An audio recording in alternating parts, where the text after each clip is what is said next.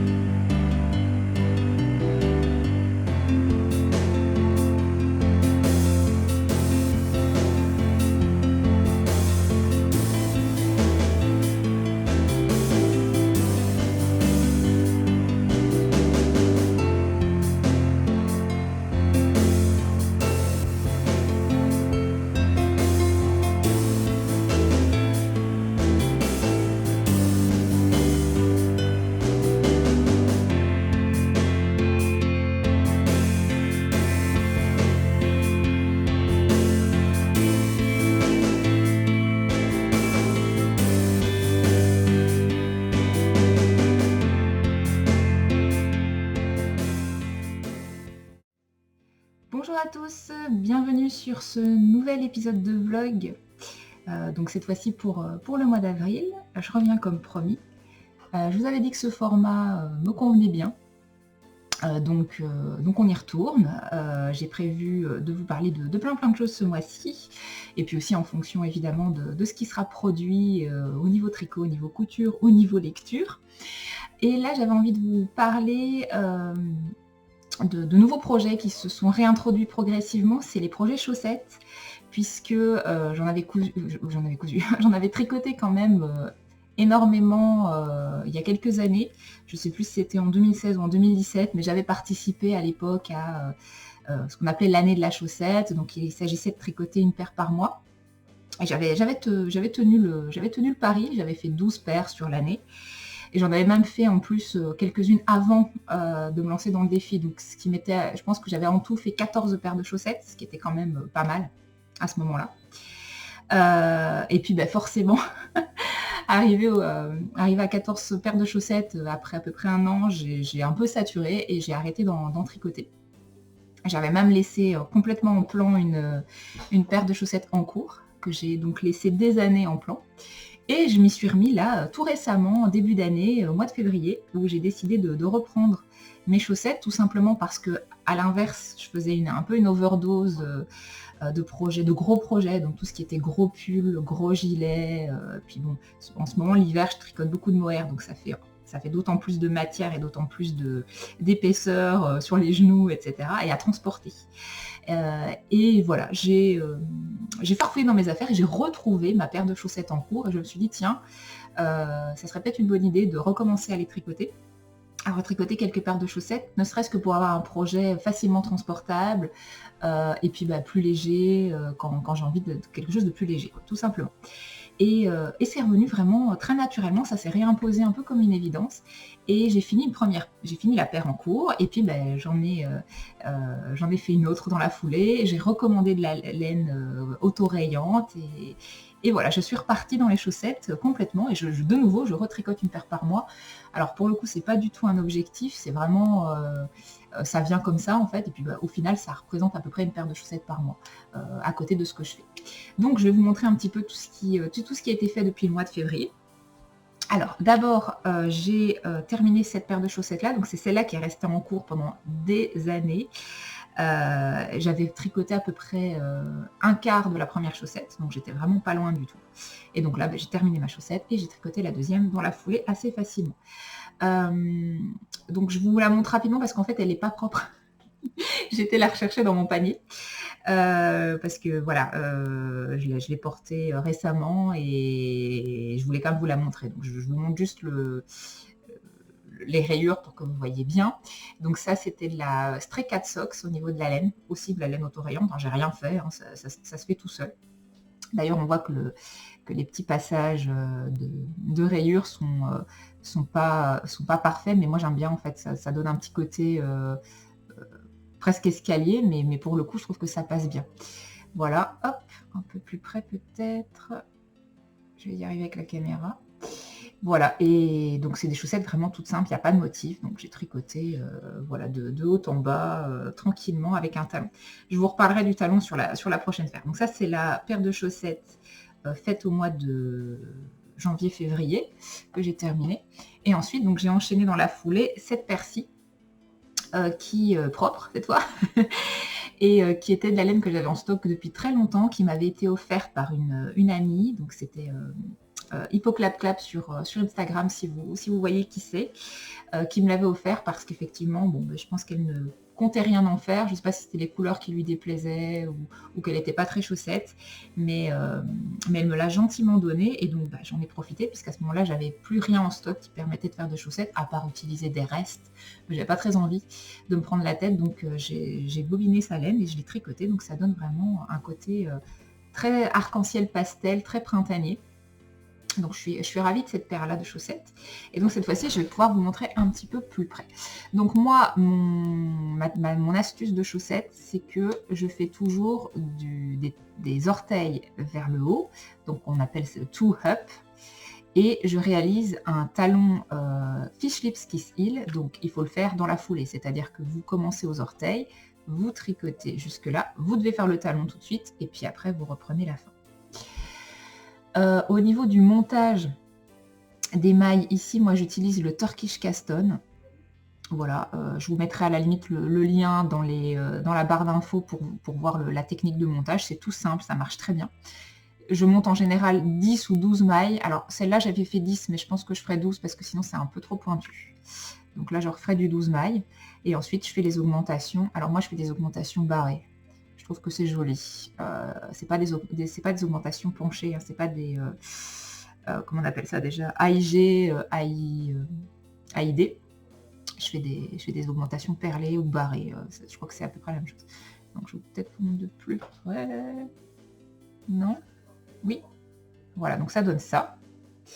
Ensuite, on monte. Et puis moi, donc je fais le Fish Lips Kiss Heel, qui est un patron de talon payant, mais ça coûte entre 1 et 2 euros, je ne sais plus exactement. Vous le trouverez sur Ravelry. Qui est qui je trouve que ça fait un talon très propre. C'est aussi, c'est très facile à réaliser. Ça utilise un petit peu une technique de rang raccourci à l'allemande, mais c'est pas tout à fait la même chose. Donc le talon, le patron voilà, est disponible, donc je vous invite à vous le procurer si ça vous intéresse, c'est facile à faire. Le seul problème, c'est que vous êtes obligé de faire le talon tout de suite, donc il faut quand même gérer quand est-ce qu'on s'arrête, quand est-ce qu'on fait le talon. Et puis voilà, il faut accepter de faire le talon à un moment donné, et pas quand on veut en fait. Mais moi, ça fait, depuis que je fais mes paires de chaussettes, je pense que j'ai toujours utilisé ce talon-là. Donc je l'ai encore utilisé pour celle-là. Ensuite, je suis montée assez haut sur la cheville. Et puis, j'ai réalisé mes côtes. Donc là, j'ai fait des côtes 2-2, si je ne dis pas de bêtises. Mais il me semblait qu'à l'époque, je faisais plutôt des côtes 3-1, qui étaient pas mal aussi. Donc je pense que pour les prochaines chaussettes, je repasserai dans cette méthode-là.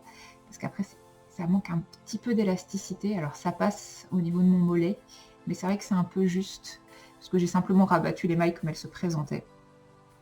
Alors quand c'est des côtes 1-1, ça marche bien, mais là pour des côtes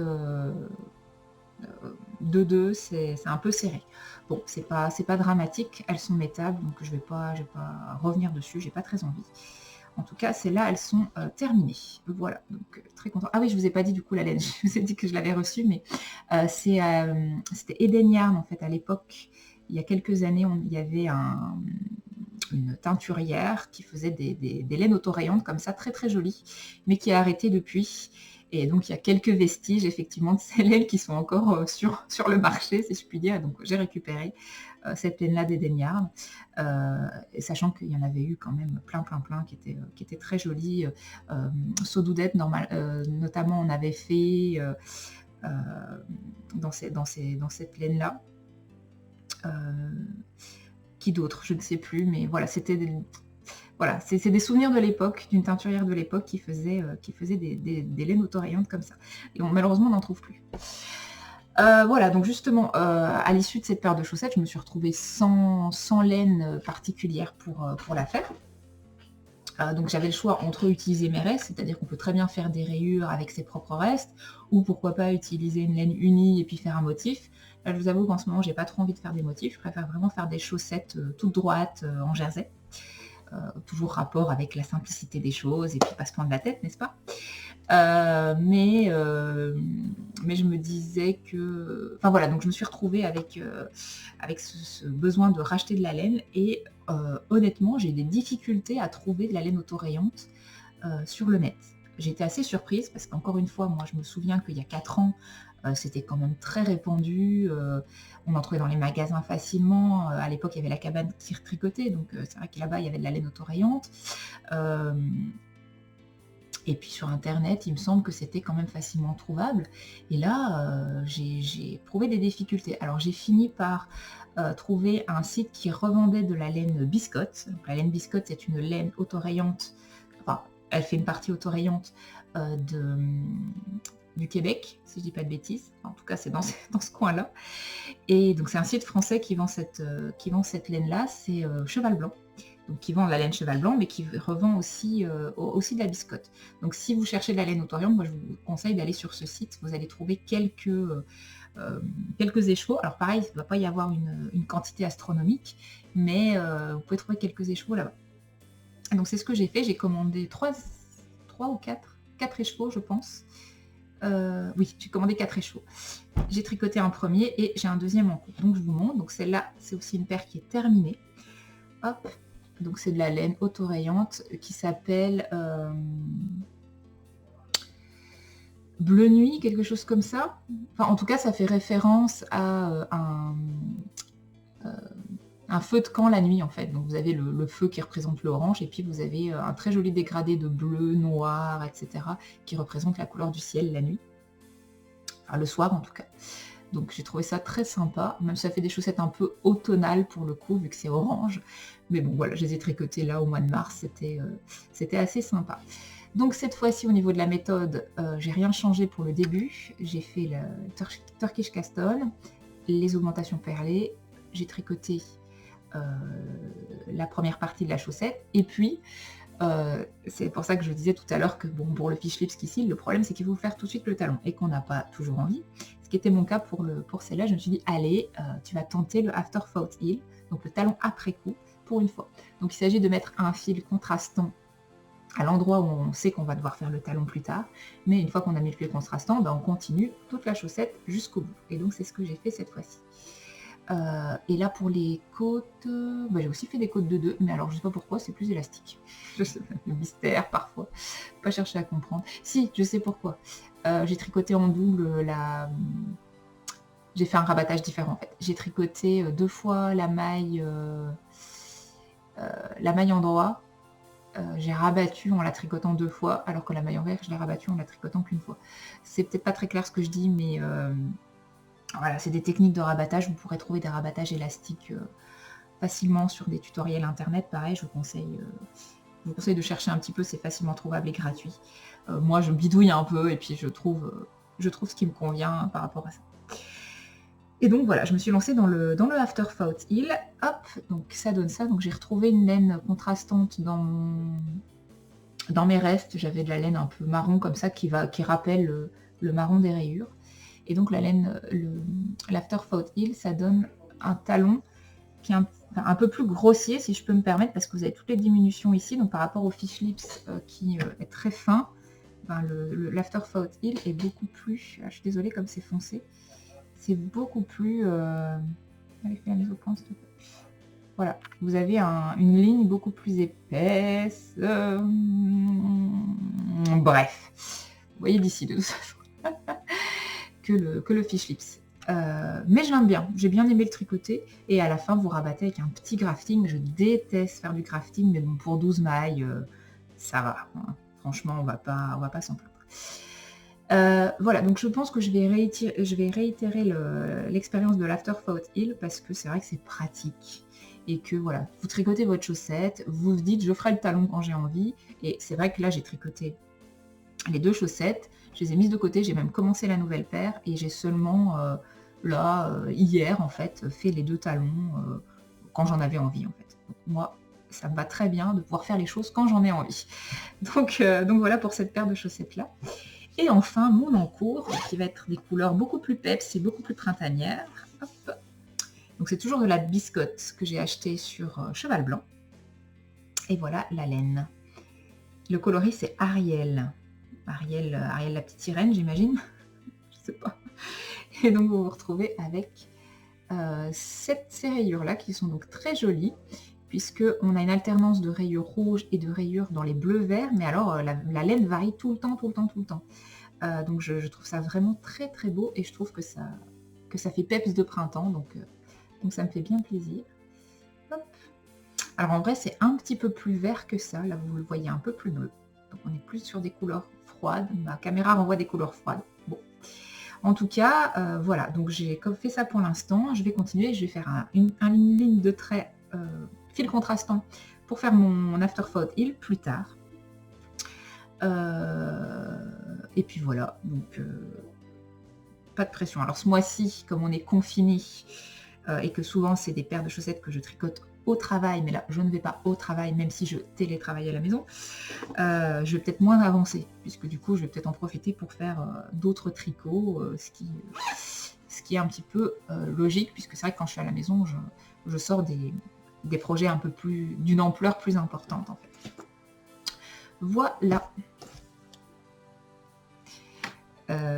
Désolée, il y a mon écran qui vient de se mettre en veille, je ne voyais plus rien. Voilà, donc ça c'est un petit peu mes occupations tricot du moment, les chaussettes. Je ne sais pas combien de temps ça va durer. Ce que je sais, c'est que après donc cet encours-ci, j'ai encore, donc je vous disais, 2 écheveaux, mais il y a une couleur qui est vraiment très automnale, donc je sais que je ne vais pas la tricoter avant septembre-octobre, dans quelques mois.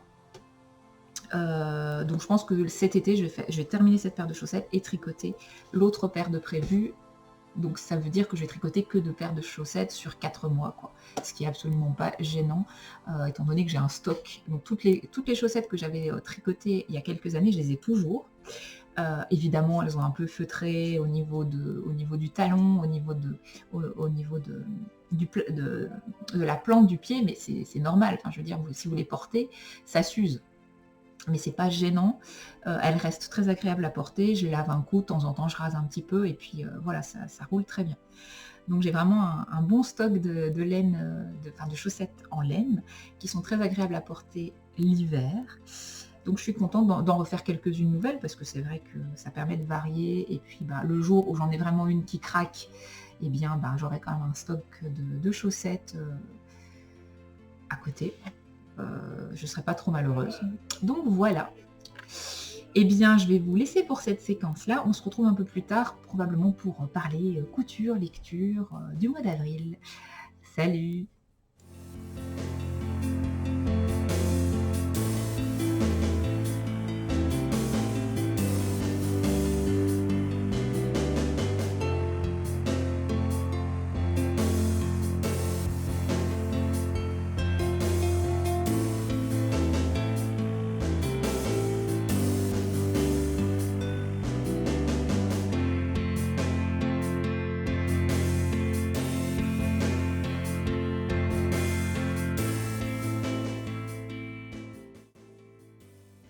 Hello, nous sommes le samedi 3 avril et aujourd'hui c'est opération détricotage comme vous voyez. Donc j'avais depuis un moment en stock un pull que je ne portais pas, donc vous voyez que là il n'en reste plus qu'un petit morceau, c'est le Granito de Rory Locatelli.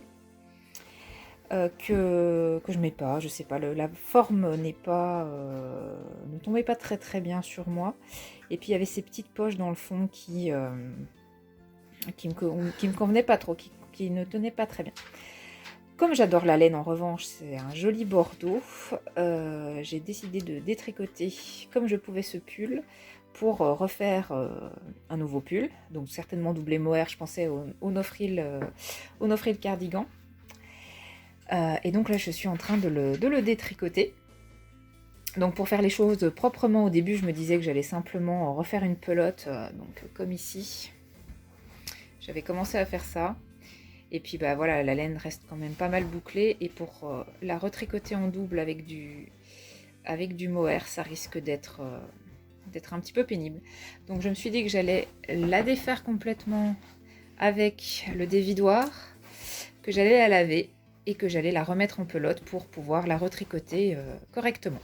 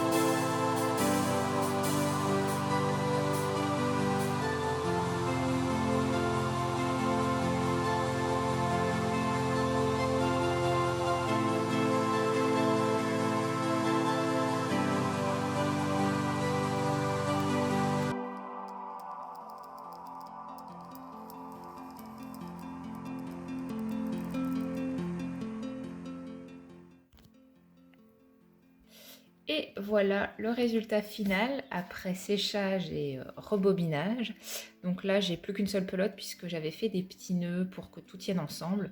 Donc au fur et à mesure de mon tricot, j'aurai des nœuds à enlever, mais ça, c'est pas trop gênant. En tout cas, j'ai une pelote complète qui est, ma foi, pas mal... qui est redevenue un peu comme la laine d'origine, donc c'est plutôt pas mal. Et en direct, je pèse avec vous pour savoir finalement combien j'ai... Donc j'ai 192 grammes, sachant qu'il me restait un tout petit bout en reste, dans mon stock de reste. J'ai à peu près 200 grammes, donc à peu près 800 mètres de fil. Donc ça me permettra soit de faire, ça reste un peu juste hein, pour faire un pull même mélangé avec du mohair. Donc je ferai soit un gilet pour Charline, soit peut-être partir sur un gilet très, très petit, très court du type... le gilet d'atelier Emily, mais j'ai oublié le nom. Donc c'est un crop top et en plus les manches arrivent au niveau des coudes. Donc peut-être qu'avec 800 mètres, je pourrais avoir suffisamment pour le faire. À voir, je réfléchis, mais en tout cas la laine est récupérée et c'est toujours mieux que rien. Voilà, salut!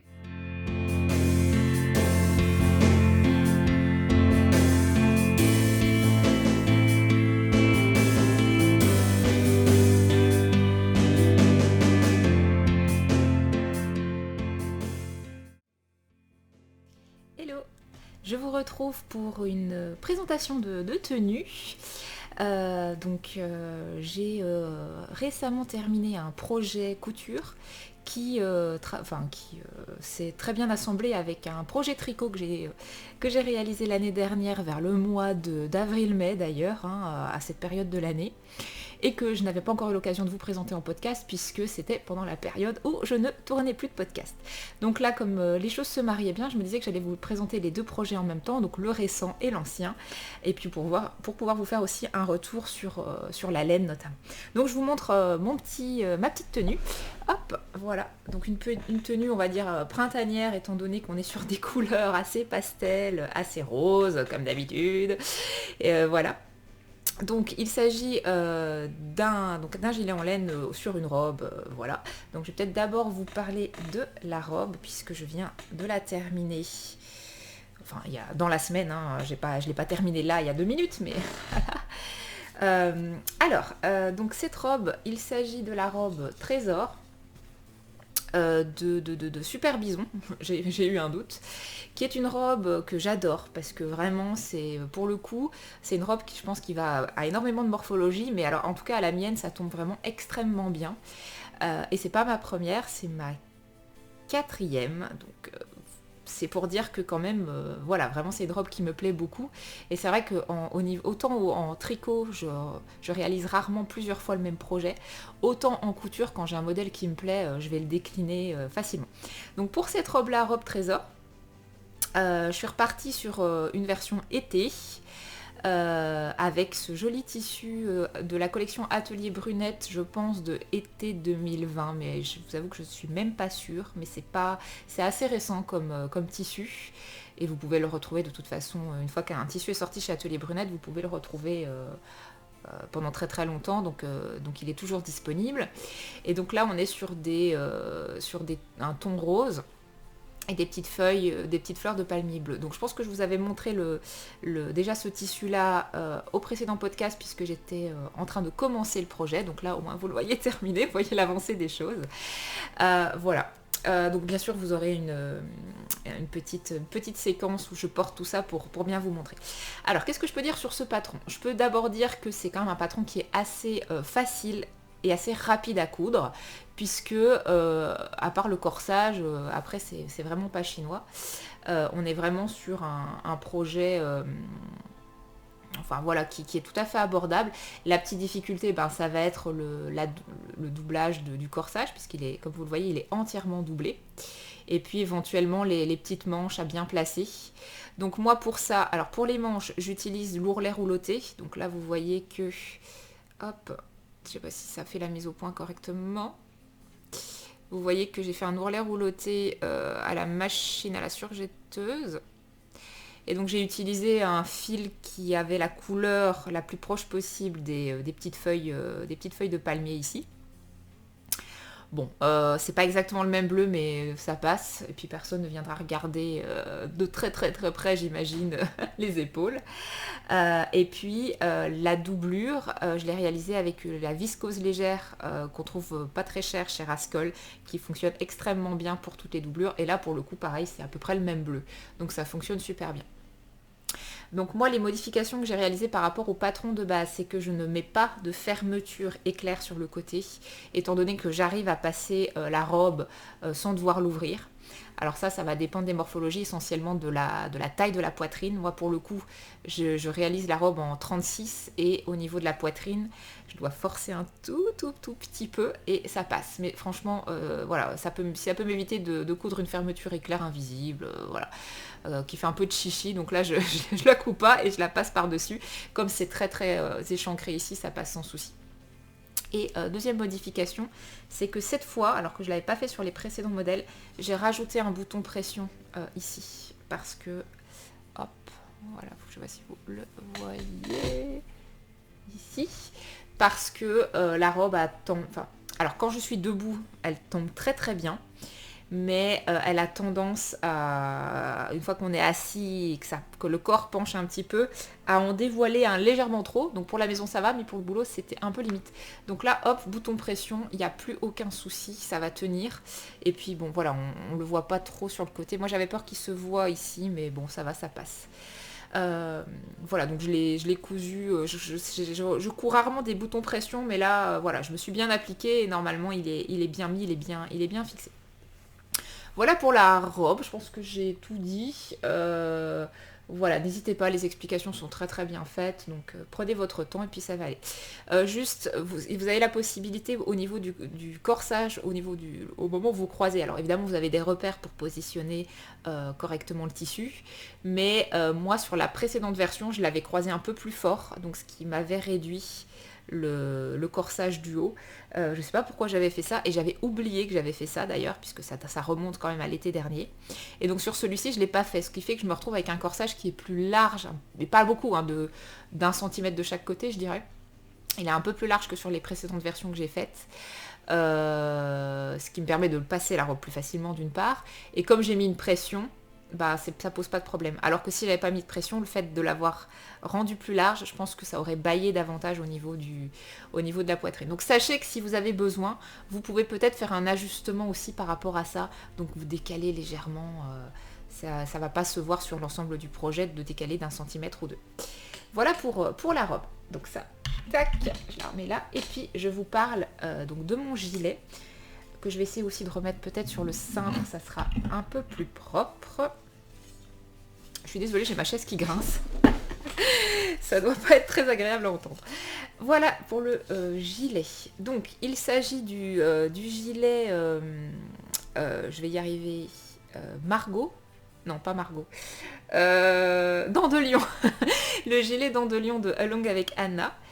Que j'ai tricoté donc l'année dernière dans une laine de Maison Septembre, qui est une laine, donc c'était la qualité numéro 1, ça s'appelle, et donc c'est une laine mérino mais non superwash, donc elle n'a pas été traitée, ce qui fait que c'est une laine un petit peu plus sèche, attention pas piquante, hein, juste plus sèche.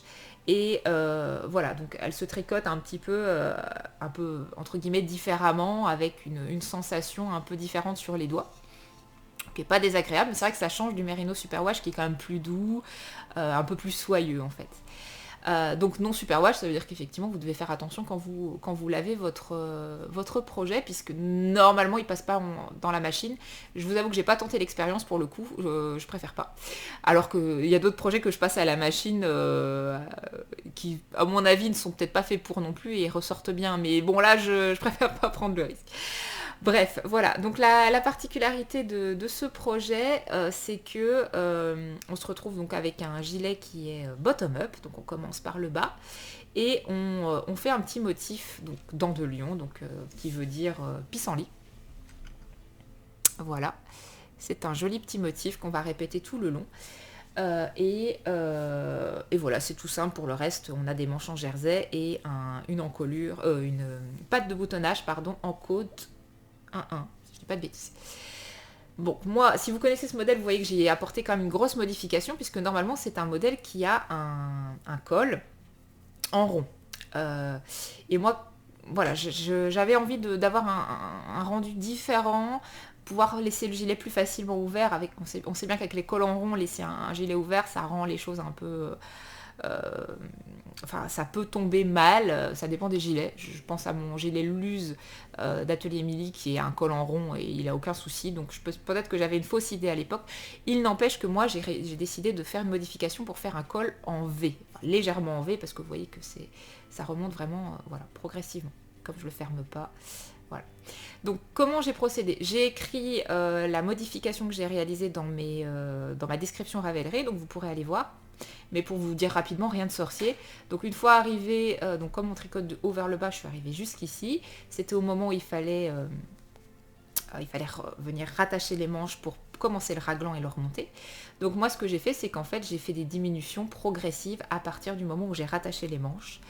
L'alternance, je me souviens plus exactement, mais c'est écrit dans ma description Ravelry, donc je vais avoir fait 2 diminutions de chaque côté pendant X rangs, et puis plus qu'une diminution pendant X rangs aussi. Je sais que j'ai eu 2 étapes, en fait, il y a 2 étapes, d'abord 2 diminutions, puis plus qu'une.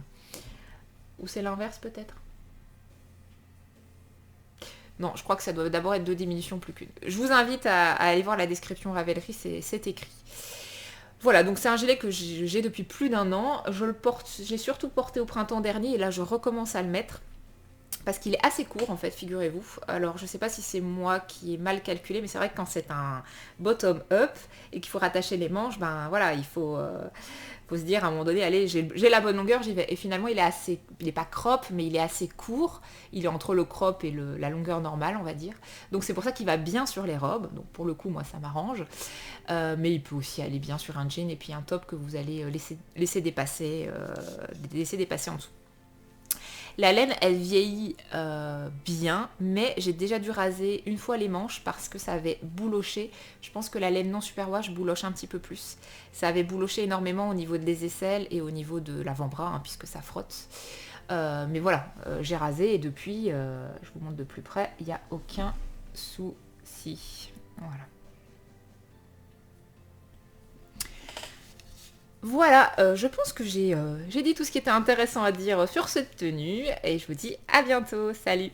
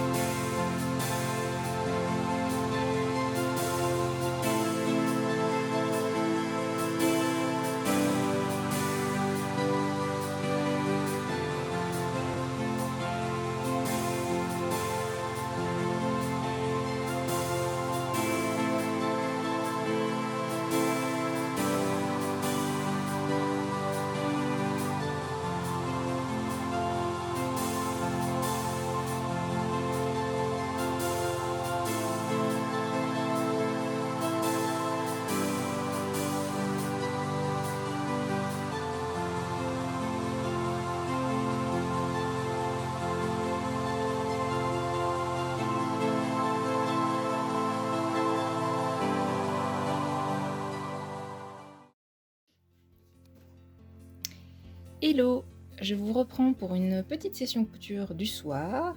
Je vais entamer un nouveau projet, donc je voulais vous en parler et vous le montrer rapidement. Il s'agit du top Calcium, ce qu'on voit ici.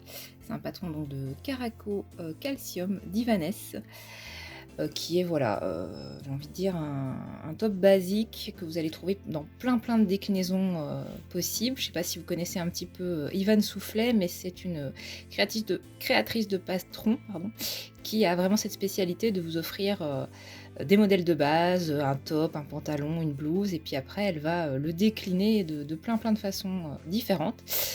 Ça fait un moment que j'ai ce patron, je l'ai depuis l'année dernière, depuis l'été dernier, mais je ne l'avais pas encore cousu, tout simplement parce que la montagne de papier à imprimer m'avait un petit peu effrayée. Et puis au final, j'ai imprimé que ce dont j'avais besoin pour cette version, puisqu'il n'y en a pour l'instant qu'une qui m'intéresse, c'est celle-ci, c'est la base ample. Donc vous voyez qu'on part sur un top tout simple avec des fines bretelles, un col en V et pour le coup moi le dos je vais pas le faire en V, je vais le faire pratiquement plat.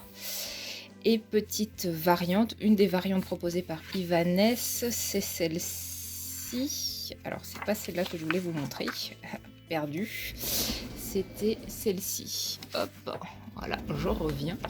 Donc petite variante avec un mini volant en fait dans le bas. Voilà, donc non seulement on a une version ample, mais en plus elle s'élargit davantage dans le bas avec un volant supplémentaire. Donc moi j'ai envie de faire celle-ci. Et je vais aussi copier une des versions que j'avais vues sur son compte, où on rajoute ici quelques petits boutons qui ne servent à rien, mais qui sont juste pour décorer tout en haut. Et après on part sur quelque chose qui s'évase énormément. Alors moi au niveau du tissu, je suis sur ce tissu là, donc c'est un modèle très estival et un tissu très estival, toujours de Liz Taylor, avec on est plutôt sur une envolée de pétales de fleurs, on a des tons comme d'habitude assez roses, le fond est beige rosé, puis vous avez des pétales roses. Alors moi ce qui me plaît bien c'est les pétales qui sont plutôt turquoise, parce que j'ai un gilet justement turquoise qui pourrait très bien aller avec. Donc j'imagine de nouveau déjà une tenue par rapport à ça. Voilà, donc c'est ma mission. Je pense qu'en 2 soirées, ça devrait être cousu, hein. C'est tout simple. Mais même si c'est tout simple, je préfère pas trop faire d'un coup, donc j'étale un peu. Donc je pense que je vais y passer 2 soirées. Voilà. Et je vous reprends un petit peu plus tard au mois d'avril pour vous parler d'une nouvelle tenue, ou plutôt un ensemble, puisqu'il s'agit plutôt d'un haut, donc un top que je viens de coudre avec un gilet plus ancien qui a été tricoté il y a un petit moment, c'était au mois d'août 2019. Je suis pas sûre de vous l'avoir déjà présenté, et en même temps à l'époque je présentais à peu près tout ce que je faisais, donc je présentais tout ce que je faisais, donc techniquement vous l'avez déjà vu, mais bon, peu importe, au pire ça sera une redite. Donc voilà la petite tenue en question. Hop, donc on a un top qui est très très long avec un gilet qui est très très court pour le coup. Donc je vais d'abord vous parler du top qui est la pièce que j'ai cousue tout récemment. Je vous avais d'ailleurs présenté rapidement le tout début du projet, donc juste avant de le coudre, je vous en ai parlé en tant que patron, etc. Donc il s'agit du top Calcium de Ibanez. Qui donc réalise des patrons assez basiques et puis après propose toute une multitude de déclinaisons. Donc effectivement on voit que c'est basique dans le sens où on a voilà, des bretelles, le top, la parmenture, et puis après il va y avoir des subtilités qui viennent s'ajouter. Donc moi mes subtilités déjà c'est que j'ai choisi de faire la version ample et puis j'ai rajouté donc le volant en bas du top. Ce qui fait que comme le volant a fait à peu près 5 cm, ça vient rajouter de la longueur. Donc c'est pour ça que je vous dis ça fait presque une tunique parce qu'il est vraiment très long. Et je suis venue aussi mettre des petits boutons ici devant, 3 petits boutons comme ça. C'est un peu dans l'image de présentation du patron, il y a 3 petits boutons, je trouve ça très joli. Et en fait j'ai eu un souci. J'ai dû... quand j'ai coupé le patron, j'ai rajouté une marge de couture qui n'existait que quand on faisait la version avec boutonnière, donc je me suis trompée. Donc j'ai dû couper mon tissu en deux ici dans le sens de la longueur et je suis venue le recoudre à 1 cm pour enlever cette marge de couture qui servait à rien. Donc ce qui fait que les boutons sont du coup bienvenus puisqu'ils viennent presque camoufler, si vous voulez, la petite ligne de couture qui se voit un petit peu forcément puisque ça coupe le motif, mais enfin qui n'est pas gênante dans la longueur du top. Alors, j'ai 2-3 petits regrets sur ce patron. Mes regrets, c'est que... alors c'est vrai que ça se porte très large, mais il est quand même vraiment très très large. Je ne sais pas si vous vous rendez compte de l'ampleur. D'une part parce que le bas de la version ample est ample, et en plus vous venez rajouter un volant. Sans mentir, le volant doit bien faire 4 mètres de circonférence, puis il y a 2 mètres pour devant et 2 mètres pour derrière, donc ça fait quand même... une très très longue fronce à faire, donc ça a été quand même un peu laborieux. Et donc en fait je l'ai fait en 38, mais j'aurais franchement pu le faire en 36 pour le coup, même si je correspondais au tableau de mesure du 38. J'ai repris un petit peu les côtés d'ailleurs, voilà. Alors il se met, il n'y a aucun souci, effectivement ça se porte large, donc il n'y a pas de problème, mais c'est vrai que j'aurais franchement pu faire le 36, ça m'aurait peut-être évité certaines rectifications et certaines pénibilités lors de la couture. Voilà, sinon je suis ravie, et j'ai pas parlé du tissu, donc c'est le tissu de la nouvelle collection de Liz Taylor de cet été 2021. Donc vous êtes sur des petites pétales, voilà, avec des jolies couleurs, et comme il y avait les petites pétales turquoises, je me suis dit qu'il irait très très bien avec mon petit gilet ici. Qui est le vitamine D, hein, vous l'avez probablement reconnu, c'est un gilet qui est très connu, qui a été beaucoup tricoté il y a 4-5 ans de là. Donc moi je l'ai tricoté en laine... Maison Corlaine, voilà. Je ne sais plus le nom du coloris par contre, mais vous pouvez le retrouver sur ma page Ravelry. Voilà, c'est un turquoise assez foncé et je pense que ça sera une jolie tenue sur un jean ou plus tard un short quand il fera bien chaud.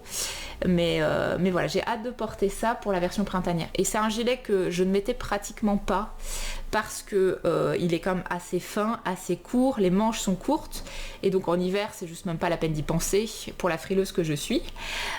Donc je le mettais pas parce que je ne trouvais pas vraiment l'occasion de le mettre. Et en été, il allait pas avec cette couleur turquoise foncée, n'allait pas avec beaucoup de tissus que j'avais, beaucoup de tenues que j'avais.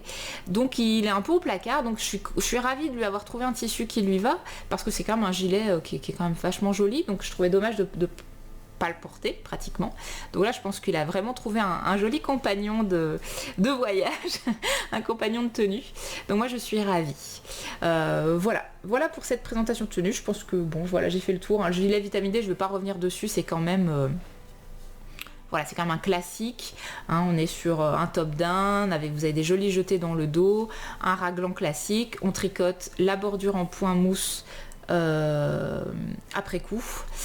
Au niveau de l'encolure, et en bas c'est aussi une bordure en point mousse. Je suis pas très fan du point mousse, mais bon là sur une couleur foncée ça passe plutôt pas mal. Je sais que j'avais fait plus de diminution pour les manches aussi parce qu'elles étaient un petit peu larges. Voilà pour ce que je pouvais dire sur cette tenue. À plus tard.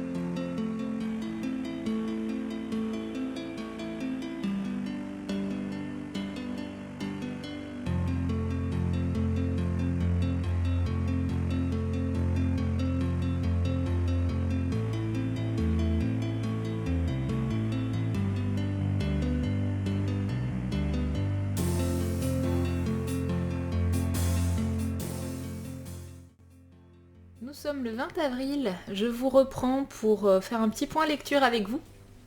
Et donc pour un petit peu discuter de ce que j'ai lu ce mois-ci. J'ai pas lu grand chose, je veux dire par rapport à d'habitude j'ai lu un petit peu moins. Mais le mois n'est pas fini, vous allez me dire, il reste 10 jours, donc tout peut arriver. Donc je voulais surtout vous parler d'un coup de cœur que j'ai lu. Ce que je vous avais dit, c'est que l'idée c'est pas forcément de parler de tous les livres que je lis, mais plutôt de vraiment cibler sur ceux qui m'ont le plus marqué et qui ont le plus d'intérêt à être partagés avec vous. Donc ce mois-ci, ce que j'ai lu, j'ai commencé ça tout au début du mois, après des mois, voire des années, où mon mari m'a dit « il faut que tu lises ce livre, c'est génial ». Voilà, j'ai eu vraiment beaucoup d'éloges et d'avis dithyrambiques sur ce livre, donc je me suis dit « allez, je l'entame ». Donc j'ai lu La Horde du Contrevent de Alain Damasio, qui, si vous connaissez un peu l'univers de la science-fiction, est assez connu finalement, c'est un peu un must-read. Et donc voilà, je l'ai attaqué, c'est quand même 700 pages, donc voilà, il faut s'accrocher. Et je pense que c'est qui tout double. Donc soit on rentre vraiment dans l'histoire, on est plongé dedans, soit je peux comprendre aussi les gens qui n'accrochent pas et qui n'aiment pas. Donc en gros, qu'est-ce qui se passe dans la Horde du Contrevent, comme son nom l'indique, on va suivre une horde. Donc une horde, c'est un ensemble de personnes qui ont pour mission d'affronter le vent, en fait, donc de remonter le vent. Puisqu'on se situe dans un monde imaginaire, donc c'est pour ça que c'est science-fiction, mais un peu fantasy et tout ça. C'est un peu un livre inclassable. Donc on se retrouve dans un univers où vous avez un terrain, une terre, qui de chaque côté, donc il fait plusieurs milliers de kilomètres, mais qui de chaque côté, on va se retrouver avec des versants, des espèces de pics de montagnes rocheuses, glaciales. Donc il n'existe que cette plaine-là. Et dans cette plaine souffle un vent plus ou moins fort à certains moments. Il y a plein de types de vents qui existent. Et donc voilà, il souffle toujours dans le même sens évidemment. Et donc le but de la horde, c'est de remonter le vent pour en comprendre l'origine, pour remonter à la source du vent, à l'amont, en extrême amont comme ils appellent ça, et voilà, et ils mettent des années, toute une vie à remonter. Donc on va les suivre à un moment donné dans leur quête de remonter le vent, et avec tout ce que ça implique, donc la difficulté et tout ça.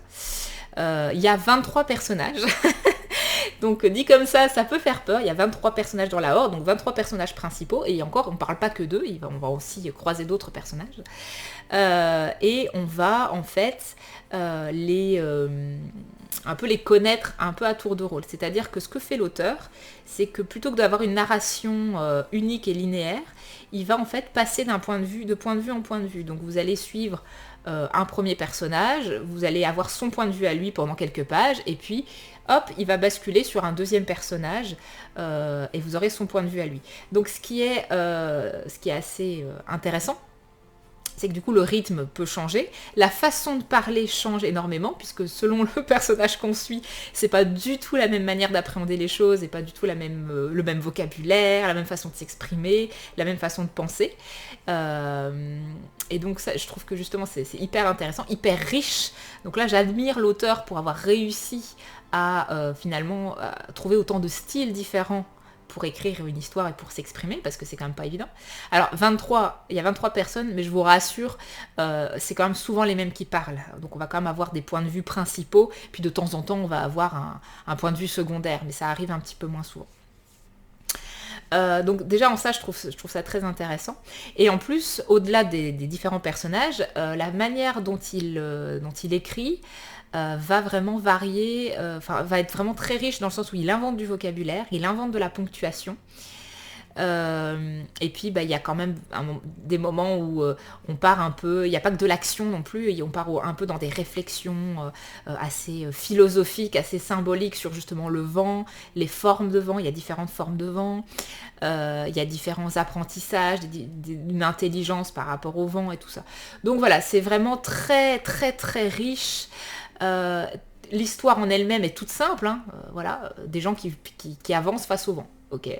Mais alors il va se passer vraiment plein de choses, et il y a des moments, je vous dis, où on va plus partir sur presque de la philosophie, quoi. Donc voilà, moi mon avis final, et puis on a une fin quand même, je vous rassure, il y a une vraie fin, voilà. Moi mon avis final sur ce livre, c'est que je pense que, on va quand même être honnête, c'est un bouquin qui est excellent, qui est extrêmement bien écrit, même si on n'aime pas le style, je pense qu'il faut je pense qu'on peut le reconnaître, quoi. C'est impressionnant, moi j'étais soufflée, hein, sans un jeu de mots. Je veux dire, les 100 premières pages, j'étais restée un peu comme ça. Après on s'habitue, mais j'étais un peu sonnée au début. Et donc voilà, donc je pense que voilà, on peut considérer ce bouquin comme un chef-d'œuvre de la science-fiction française. Science-fiction entre guillemets, encore une fois, parce que c'est quand même un peu inclassable. Je pense qu'on le classe en science-fiction parce qu'il y a le côté intelligence, il y a quelques technologies quand même par rapport au vent qui sont là, donc ok pour la science-fiction. Mais l'univers complet est inventé. Voilà, donc si vous aimez bien ce style-là, je ne peux que vous conseiller de lire. Maintenant, pour ceux qui préfèrent le contemporain et les livres jeunesse, là, je pense que vous allez, ou les policiers, ça n'a rien à voir, vous allez vous perdre. Je pense qu'il faut déjà apprécier le type fantasy science-fiction de base pour apprécier ce bouquin. Pour le reste, voilà. Mais voilà, c'est important que je vous en parle parce que voilà, j'ai vraiment apprécié.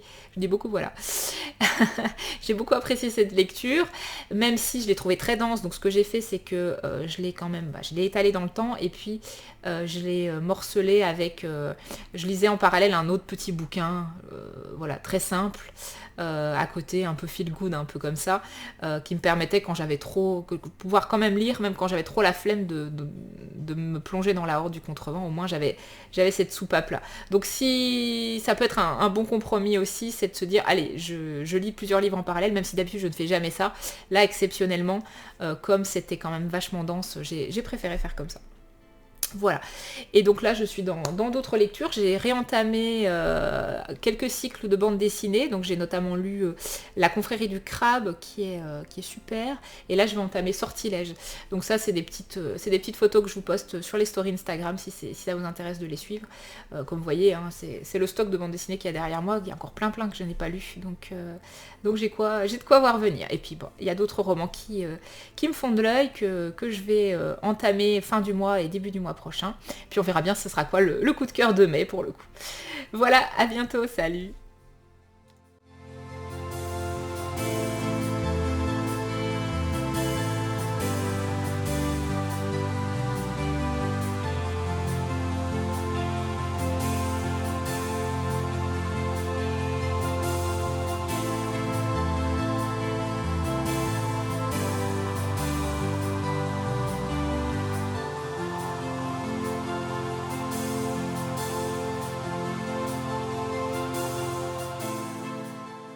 Hello, je reviens vers vous parce que je viens de recevoir un colis que j'ai déjà ouvert, histoire de, de ne pas avoir des bruits de carton, des bruits de papier, etc. Donc comme vous voyez, j'ai réalisé une assez importante commande, une grosse commande. C'est chez Lille Wiesel, ici, qui est un... Hop là, non. Je vais y arriver. Qui est un magasin qui est sur Paris, si je ne dis pas de bêtises, et qui a la particularité d'avoir notamment de la fil colada en stock. Donc c'est essentiellement ce que j'ai acheté.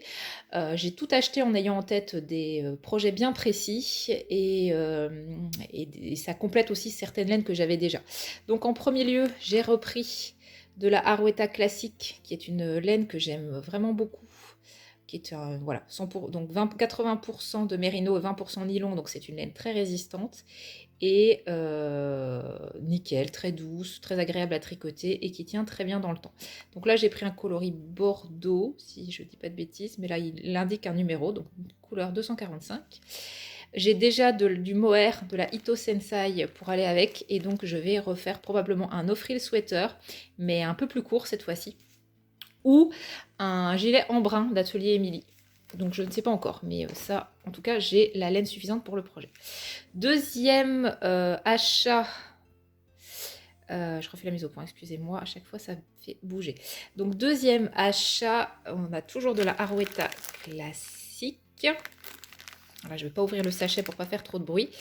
Cette fois-ci, c'est la couleur squirrel, écureuil en fait, que je vais coupler avec la Tilia, la Arouetta Tilia, hop, comme ceci, qui est aussi de la même couleur. Donc là, l'objectif, c'est de me faire un des nouveaux gilets de Along avec Anna. J'ai oublié le nom, c'est Minawet, quelque chose comme ça, je suis désolée, j'écorche complètement, j'écrirai. Et là, il faut en fait 2 fils de mohair plus un fil de mérino, donc c'est pour ça que j'ai autant de mohair. Et je vais peut-être même moi-même rajouter un fil doré, un petit fil doré pour venir faire un petit effet, mais ça, je ne suis pas encore sûre à 100%. Donc voilà, et on continue avec toujours de la Tilia. Cette fois-ci en coloris naturel, donc c'est pas blanc, c'est naturel, il y a 2 coloris différents à ce niveau-là. J'en ai pris 8. Je pensais que j'en avais acheté 10. Non, 8, ça devrait être suffisant. Oui. J'aurais besoin de 3 pelotes pour faire un projet pour Charline. Donc, il faut savoir que la Tilia, c'est du mohair qui est assez doux, donc il n'y a pas de souci pour les enfants. Donc, j'ai besoin de 3 pelotes pour faire un projet à Charline assorti avec une autre laine. Et 5 pelotes pour moi, c'est pour me faire un châle cet hiver. J'ai envie d'un châle et couleur naturelle et crue. Et avec du mohair bien gros, bien doublé. Comme ça, j'aurai vraiment un bon châle d'hiver que j'ai pas encore de châle écru, donc ce sera parfait.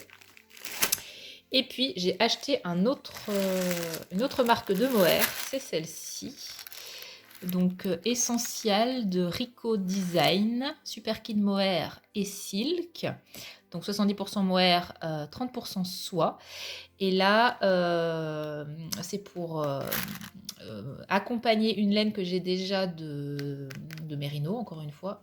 C'est de la Uncommon Thread, coloris T-Smoke, pour ceux qui connaissent. Enfin bref, peu importe, c'est un rose avec des petits speckles un peu marron, un peu voilà. Et donc, compléter avec ça, ça va me permettre d'avoir une épaisseur d'écart, et je comptais faire le pull tender que j'ai déjà fait mais sans faire le motif, mais cette fois je ferai le motif. Voilà pour ces gros achats. Et comme à mon avis c'était une grosse commande, j'ai reçu en cadeau un petit tote bag All We Need Is Pas Love mais Wool de Lille Wiesel. Voilà, ben là il y a de quoi faire, donc si tout va bien, je suis tranquille jusqu'à la fin de l'année. On verra, on verra bien, mais en tout cas, j'ai de quoi faire un petit moment. Voilà.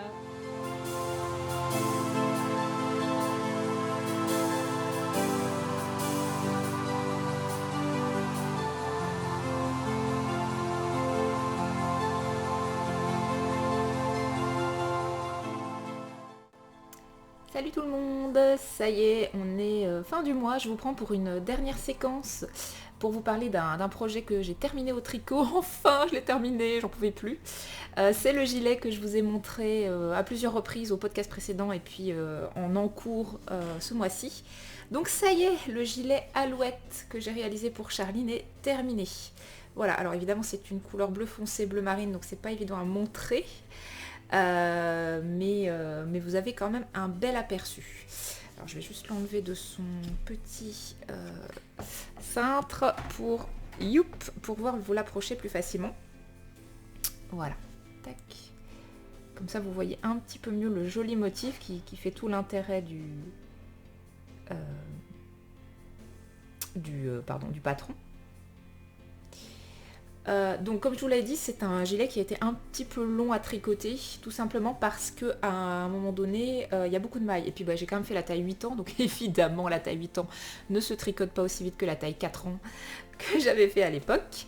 Et je vous ai dit, depuis j'avais plus tricoté pour ma fille, donc c'était la première fois que je lui faisais des tailles plus grandes comme ça. Et effectivement, bon, on est encore loin d'une taille adulte, néanmoins c'est quand même beaucoup plus long. Donc c'est un gilet qui se tricote du haut vers le bas avec d'abord le motif que l'on réalise en même temps que les raglans, et une fois qu'on arrive en fait ici on a un effet volant, donc on fait des augmentations, ce qui fait que pour toute cette partie là en bas du gilet vous avez énormément de mailles, pas loin de... j'ai peur de dire des bêtises, mais il me semble que c'était pas loin de 300 mailles. Donc voilà, les allers-retours étaient quand même très très longs. Par contre, une fois que j'ai dû reprendre les mailles pour les manches et tricoter la manche en revanche va relativement vite, je dois bien l'avouer, parce qu'elle n'est pas très, très longue. Et la largeur non plus d'ailleurs, ça le vend s'affinant, quoi. La seule particularité, c'est que à 5 cm, 5-6 cm de la fin, on refait un mini volant de manche. Je vous montre de plus près. Donc on va faire 10 mailles de point mousse et on va faire des augmentations au rang d'après juste en dessous du point mousse, ce qui donne un effet d'une manche qui repart un petit peu en évasé vers la fin. Et après vous avez des finitions au point mousse, donc au niveau de l'encolure, au niveau des manches, et en bas du gilet c'est aussi du point mousse. Moi, pour avoir une petite démarcation, j'ai rajouté des boutons en bois en forme d'étoile. Comme ça tranche bien, je trouve. Ça fait joli. Parce que comme le gilet est relativement foncé, c'est vrai que le fait peut-être de mettre des boutons plus clairs, ça peut être sympa. Et puis tout simplement, j'ai utilisé ce que j'avais en stock. J'avoue, j'avais pas envie de racheter des boutons exprès pour ce gilet-là. Et j'avais plus de boutons bleu marine. J'en avais... mais vous savez, c'est les boutons de bottine, donc c'est ceux qui sont arrondis, qui ressortent et qu'on attache avec un petit anneau en bas. J'avais peur que pour une petite fille, ça ne tienne pas très très bien. Donc là au moins je sais que c'est solide, je sais que c'est costaud. La laine, je rappelle donc que c'était de la Merino extra fine de Drops, donc c'est une taille DK. Elle n'est pas très agréable à tricoter dans le sens où je trouve qu'elle manque d'élasticité. Donc par rapport à un Merino fingering classique que j'ai l'habitude d'utiliser, je trouve que j'avais mal aux mains en fait, parce que je devais tirer sur les mailles et les mailles ne venaient pas facilement, donc voilà, je trouvais que ça manquait un peu d'élasticité. Donc moi personnellement c'est pas une laine que je reprendrais. Je suis très très contente de l'avoir utilisée parce que ça a vidé mon stock. Donc là j'ai utilisé 8 pelotes, donc tout est parti. Et j'ai un reste ridicule que je garde quand même de côté au cas où il y aurait un trou à réparer, mais sinon j'ai vidé ce stock là, donc je suis super contente. Ça fait ça au moins dans mes laines, et c'était un projet qui était prévu. Voilà, donc là évidemment ça sera pas pour tout de suite, ça sera pour la rentrée de septembre-octobre. Quand elle ira au CP, elle aura un premier joli gilet. Je compte lui en faire un deuxième dans la foulée. Alors là, je tricote un petit peu pour moi cette semaine, et à partir de la semaine prochaine, quand j'aurai un peu avancé mon projet tricot, je réentamerai un autre gilet pour elle. Donc là, j'ai prévu un assortiment Merino doublé mohair. Et donc là, je vais faire le gilet, un gilet de longue avec Anna. Le nom ne me revient plus. Vous verrez, vous verrez au podcast prochain. Voilà, donc je vais clôturer ce mois d'avril sur cette séquence. Bon, vous voyez que j'ai réussi à tenir le rythme, à tenir ma promesse d'essayer de refaire un podcast par mois. Donc j'espère que ça va se confirmer au fur et à mesure. Je sais que j'ai déjà des choses prévues pour le mois de mai, donc je pense qu'on est bien parti. Voilà, j'espère que cet épisode vous a plu. Et je vous souhaite de bonnes activités créatives et on se retrouve le mois prochain. Salut!